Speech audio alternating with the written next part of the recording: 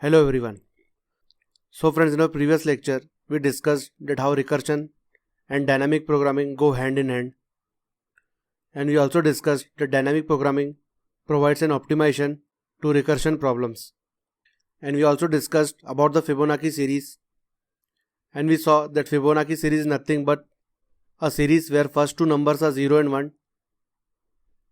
And after that each number is the sum of two preceding numbers.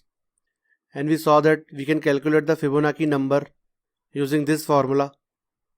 So in this lecture we'll take the example of Fibonacci series and we'll see that how recursion is less optimized when solving the problem of the Fibonacci number. And then we'll see that how we can use dynamic programming to make this recursion problem highly optimized. So friends, in order to calculate the nth Fibonacci number, this is the basic algorithm which uses the recursion. So here you can see that we are using this formula to calculate the nth Fibonacci number. So you can see that when value of n is 0, we are simply returning 0. When the value of n is 1, we are returning 1. And in order to calculate the nth Fibonacci number, we are recursively calling this fifth function with the value of n-1 and n-2, and we are simply doing the sum of it to get the value of nth Fibonacci number. So here you can see that we are calling this method recursively by passing n-1, and whatever is returned from it we are storing in an integer variable left. And then we are calling recursively the fifth function with a value n-2, and we are simply storing it in the integer value right.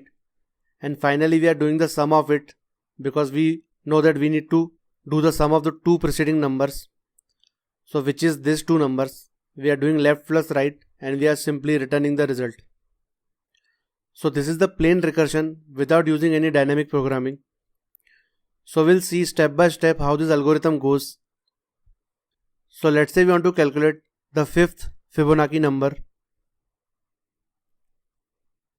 So then you can see that the fifth function will be called where n will be equal to 5. So we have called fib of 5. Then we move ahead. N is equal to 5. Therefore the condition if block comes out to be false. We move ahead. N is not equal to 1. Therefore the condition if block comes out to be false. So we move ahead. And here you can see now we are again calling the fifth function with the value as n-1, which is nothing but 5 minus 1, 4. And we are going to call this fifth function recursively. So it would look something like this. That the fifth function will be called again with a value of n as 4. Like this. And then we'll move ahead. N is not equal to 0. So we move ahead. N is not equal to 1. So we simply move ahead. And then we again call the fifth function with the value as n-1, which is 4 minus 1. So it would look something like this. The fifth function will be called with a value as 3. Like this. We move ahead. The condition in if block comes out to be false because n is not equal to 0. Similarly, n is not equal to 1. So we move ahead. And here we again call the fifth function with a value as 3 minus 1, which is 2. So it would look something like this. The fifth function will be called with the value as 2. N is not equal to 0. So we simply move ahead. N is not equal to 1. So we move ahead. Now we are again calling the fifth function recursively with the value as 2 minus 1, which is 1. So it would look something like this. the fifth function will be called again with the value as 1, like this. So n is not equal to 0, so we simply move ahead. But now you can see that n is equal to 1, which is this. So we have encountered a base case where we want to return 1 now. So here fib of 1 is actually 1. So 1 will be returned from this fib of 1 to fib of 2. So it would look something like this. As we have left the fib of 2 at this point, we'll start executing from this point, where now left will get the value as 1 because we have returned 1. And now we'll move ahead. So here you can see that n is 2, and when we do n minus 2 and call the fifth function again, so it would look something like this, that it will call fib of 0. So it would look something like this. Now n is equal to 0. So now we'll simply return 0 from here. So it would look something like this, that 0 will be returned to fib of 2.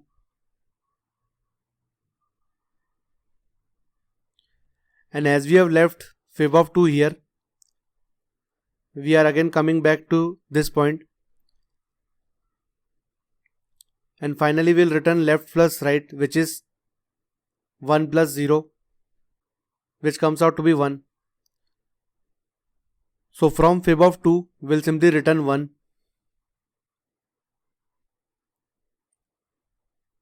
And as we have left fib of 3 at this point, we'll start executing now from this point. Here n is 3.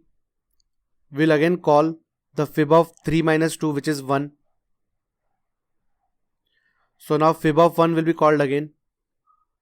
It would look something like this. N is not equal to 0. N is equal to 1. So we'll return 1 from here. And as we have left fib of 3 from this line, we'll start executing from this line. And we'll simply return left plus right, which is 1 plus 1. So from fib of 3, we are simply returning 2 to fib of 4. So we know that we had left fib of 4 at this point. So we'll start executing from this line. And then we'll call again this fifth function recursively with the value as 4 minus 2, which is 2. So now fifth function will be called with the value as 2. So it would look something like this.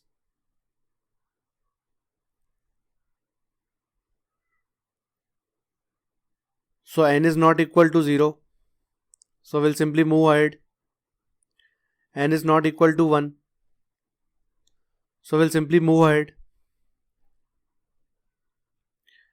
And then from fib of 2, we are again calling the fifth function recursively, because in order to calculate the fib of 2, we need to do the sum of two preceding numbers, which is fib of 1 and fib of 0.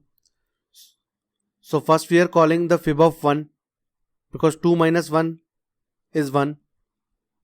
So it would look something like this. The fib will be called with the n as 1, and it would look something like this. So we will now again calculate fib of 1. We know that n is not equal to 0. So we'll simply move ahead. And here we know that n is equal to 1, because we are calculating fib of 1. So the condition in if block comes out to be true, and we are simply returning 1. So 1 will be returned to fib of 2, and we had left fib of 2 from the left side. So 1 will be stored in left, and then we'll simply move ahead. And then we'll go to its right by calling fib of n minus 2. So fib of 2 minus 2 is 0. So we'll simply call fib of 0 again. So it would look something like this, that now we are going to its right. So here we know that n is equal to 0. So we'll simply return 0 from its right. So we'll go back to fib of 2. And as we are returning it from the right, we start our execution from this point, where n is equal to 2 now. So finally we'll simply return left plus right, which is 1 plus 0. So fib of 2 will be returning 1. To fib of 4 from its right. So as we are returning it from the right, we'll start executing from this point, that we had left fib of 4 from the right side. So right will be having the value as 1, which we have returned it from fib of 2. And finally we'll return left plus right, which is 2 plus 1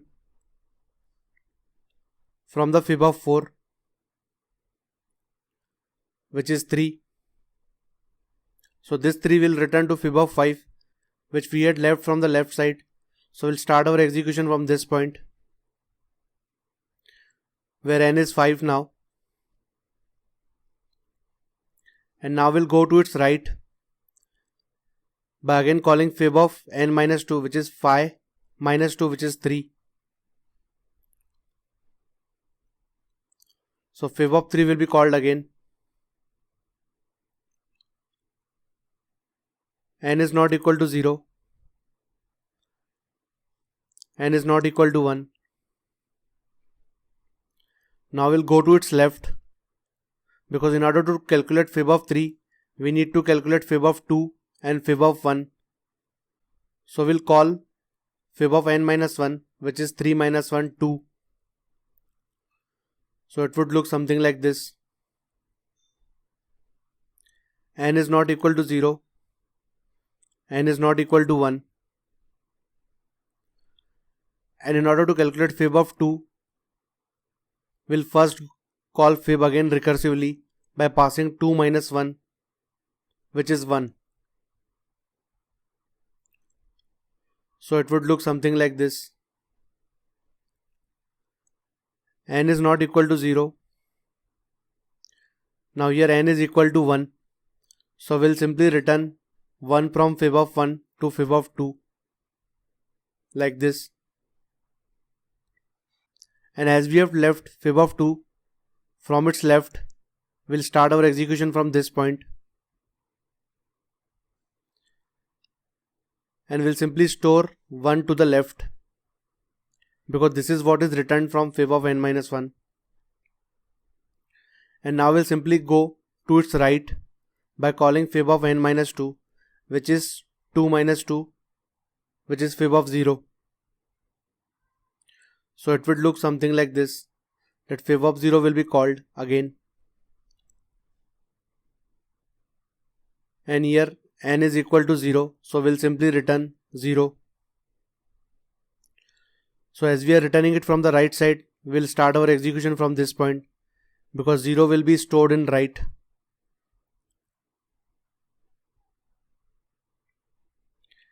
And finally, from fib of 2, we simply return left plus right, which is 1 plus 0.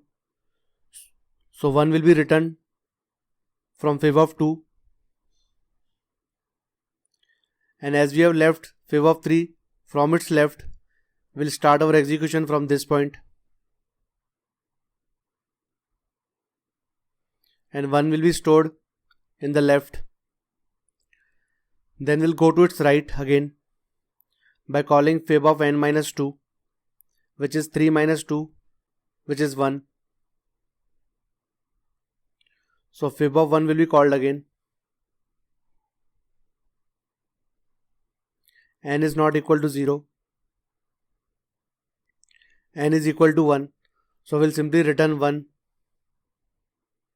So 1 will be returned to fib of 3. And as we are returning it from the right, we'll start our execution from this point, where 1 will be stored in right.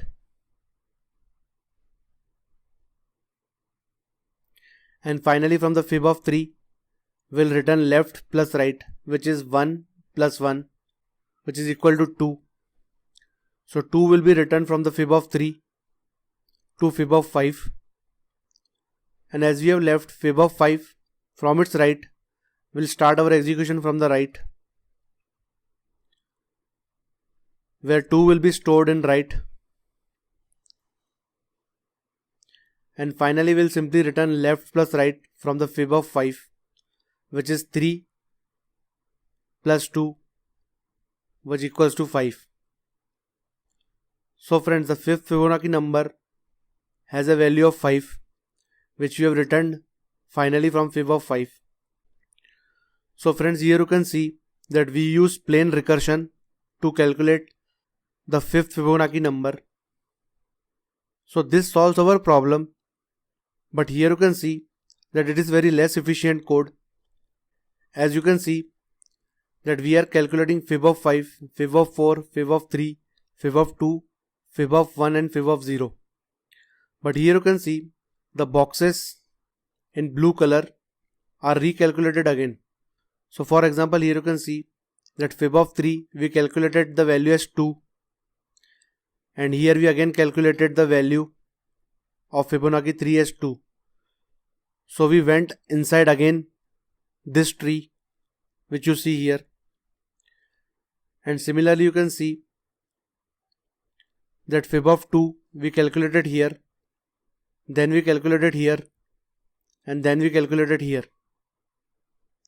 And similarly fib of 1 we calculated here, here, here and here.